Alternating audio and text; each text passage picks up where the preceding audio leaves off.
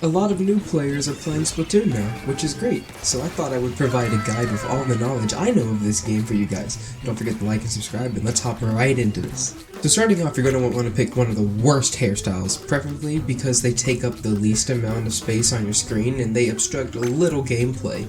Once you head into Splat's build, oh come on, go ahead and head into the lobby and forget that old dude. No one wants to talk to him and listen to him. And once you're in the lobby, immediately go and change your settings. Change your sensitivity to 1 positive and 1 negative. It's preferably the best sensitivity settings you could have. And then after that, we're gonna hop straight into some turf war battles. While you wait, you can do some aim drills on the dummies, and then once you're into a game, your objective is to paint more than the other team. So how do you do that? You run straight at the enemy, kill them, and push them back, and keep them back. Trust me on this one. And make sure to bag every roller for me, please. Okay, thank you. Alright. If you're good at the game, you would have won your first one. We can move on. If you didn't, go back and win one. So after we have our first game win, you can actually pick a name. So just come up with a very creative and fancy name, then go to that weapon store. Now, a lot of people go towards the roller. No, don't do that. Be a gamer and learn the charger. And if you're a real OG, you'll have 3 golden licenses to pick 3 more weapons. So let's go off the Splatana Stamper, the S-Blast 91, and the Swiffer. These are our keys to getting to level 4 and get some drip. I mean, look at us. How are we gonna get into 7-Eleven with this shit? Let's work some fights.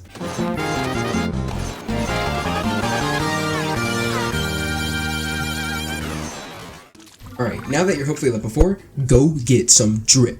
And check out the general store while you're at it so you can get that battle pass. Oh yeah! And look for some abilities when you go get some gear. And check and see if you have any tickets for weapons. The more weapons the better, you know? However, we're going to take a sidetrack. Being broke in Splatoon sucks. So let's get cool shit early.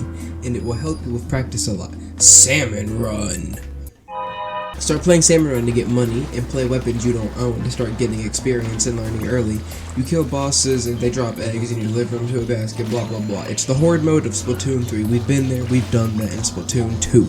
You gotta do a little bit of the tutorial first, but after that you can skip it like a gamer. But honestly, you kinda just stand around and wait while you do that little bit of the tutorial. As you can see, this little meter right here, this is your money maker.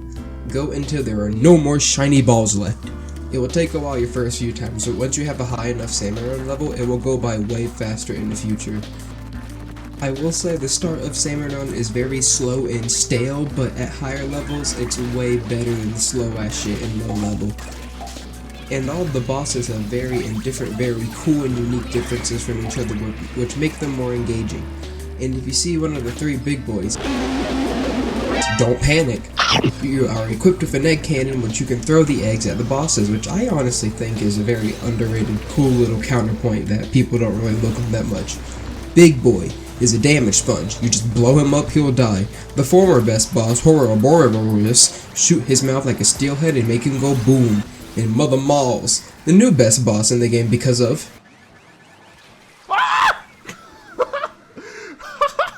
Okay, we figured it out. That goes so high. The big malls. Wait for them to come up, look at the red thing on their back, shoot it, wait for them to die, boom, easy. Don't be shocked when you get robbed on scales though, fuck that shit, it's abysmal and bullshit. Then, once you have all that money, head to the Plaza right now, and as of this video, there's a Splatfest going on this weekend, and you can pick a team and start earning conch shells. What are shells, you ask? Uh-oh, gotcha! Head to the lobby, and in your lobby there is a gacha machine. Every day you get 1 pull for 5,000, and then after that it's 30,000. Like, come on, bro. But you can, keyword can, get some very cool things from the machine. Things like you miss from past catalogs and ability chunks or golden banners or rarer titles. But that will probably never happen because this game sucks. Now, Splatfest do remove content from the game, aka ranked modes, but if you hit level 10 or were a real OG, you'll have ranked unlocked, and don't look at Twitter or YouTube for the best modes because it's kind of hell right now, just make your own goddamn opinion, but all modes are relatively fun. Some map modes just don't work with each other, but you can figure that out the hard way. However, are you burnt out from grinding the multiplayer? Well, it's time for a very fun and casual, has its challenges though, and a great story mode. This is definitely the best hero mode within all Splatoons. You can play the game how you want to. Do you think the devs intended you to do this? I'm at the final kettle in a single hour. I played a total of 8 levels and 0 of the levels were in World 2. Is this how I recommend you play the game? Not exactly. But they knew that this was the best hero mode. They even made fun of it at the start of the mode. But there is a lot to explore, and all the collectibles are on the world map, which I like way more. I hated having to look around for any little scroll in Splatoon 1 or some sardiniums, whatever they are, in Splatoon 2. It was not fun. I just wanted to beat the damn level. And I like how in Splatoon 3, the more you explore the map, you are greatly awarded for exploration. It's almost like a mini open world game almost every area you unlock. And the more that you unlock and explore these areas, the more you unlock a log, which actually explains the story to you, but you have to explore more area to unlock the entire log. And having Little Buddy as a sub-weapon is really cool if I'm being completely honest. And this hero mode has the best soundtrack out of all 3 of them. Have you heard Splatoon 2's hero mode? That shit is terrible. 1 was tolerable, and honestly, some of those songs were good. 2? No. No. That was some of the worst music in the entire series. With Splatoon 3's hero mode, you did great. Sadly, the game never really uses the Squid Roll and Squid Surge outside of the single player, and they barely even use it in there. But they're cool additions to the game nonetheless, and I love the whole new mechanics. They just gotta make some map designs that can work off of these new mechanics.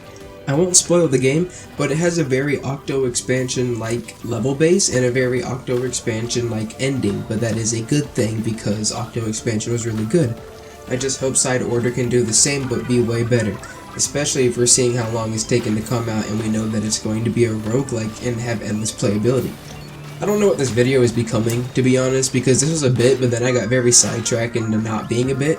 But have fun with this game. I definitely adore and I love it. Look at me. And take everything I say with a grain of salt. But other than that, thank you for watching. Like and subscribe and, Shoryuken!